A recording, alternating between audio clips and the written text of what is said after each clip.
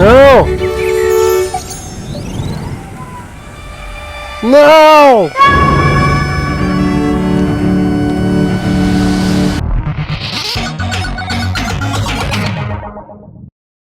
Well, holy hell, how the hell are you, YouTube?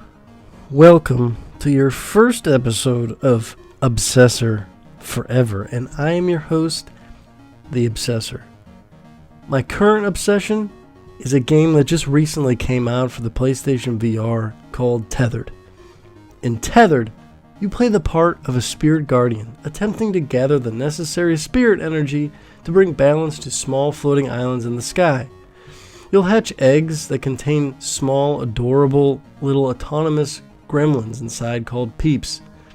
The peeps are more than happy to help you collect the spirit energy, as well as other useful resources, like wood, stone, ore, and food.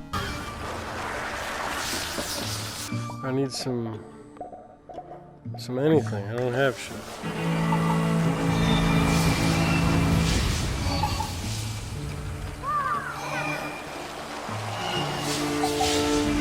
How my food now? 3. It's still shit. What is up with the food? What are you fuckers? Like, how much do you fucking eat? Once you get enough resources and learn new technologies, you'll be able to start building structures. These structures will allow your peeps to specialize in certain tasks. Most of these specializations will help improve the rate at which you gather resources, but you can also turn your peeps into warriors that specialize in combat called heroes.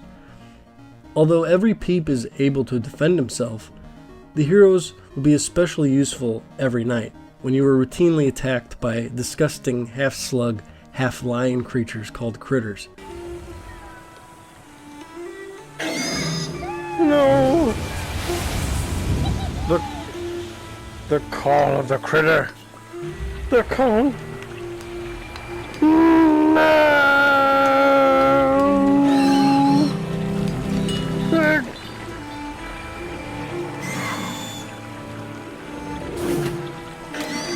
What are we gonna do?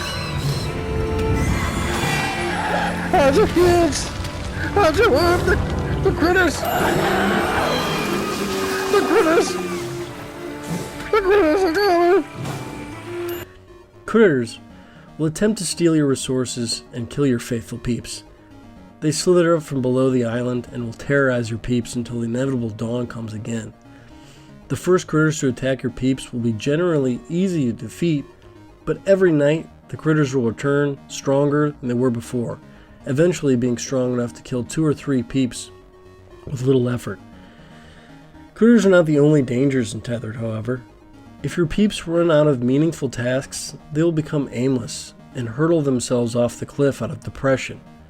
If they aren't properly fed, they'll also decide to say, fuck it, and end it all because of an empty stomach.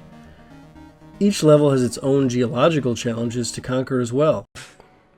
The dividing ridge means there's always something happening at the site. A successful spirit guardian is a watchful spirit guardian. Yeah. Like pinch points that make defense against the critters even more difficult, or making certain resources just a little harder to get than in other levels.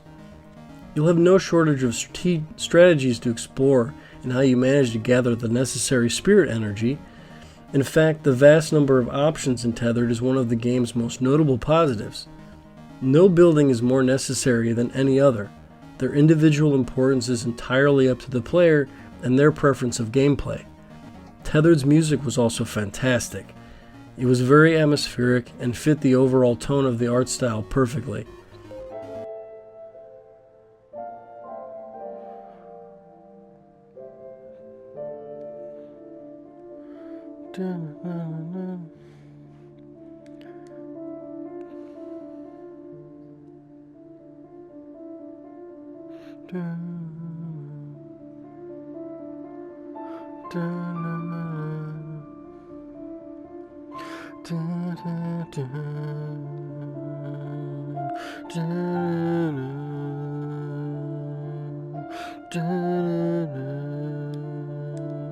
It may seem at first that Tethered was an unusual choice for VR, but I wholeheartedly disagree.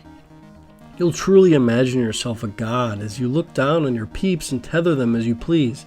You'll feel an overwhelming sense of guilt when they take their last look up to the sky as if to say, "You failed me," just before taking their final step towards their ultimate sacrifice.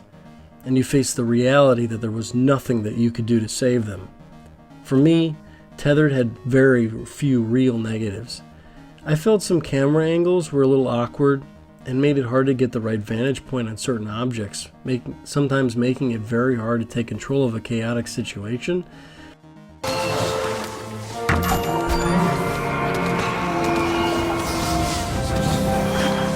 Oh my god!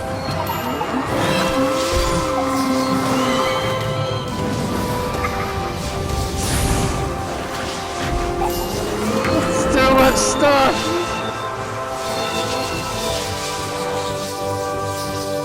I also wish there was a little more variety in the enemies. As far as I could tell, the critters only changed in size and aggression levels.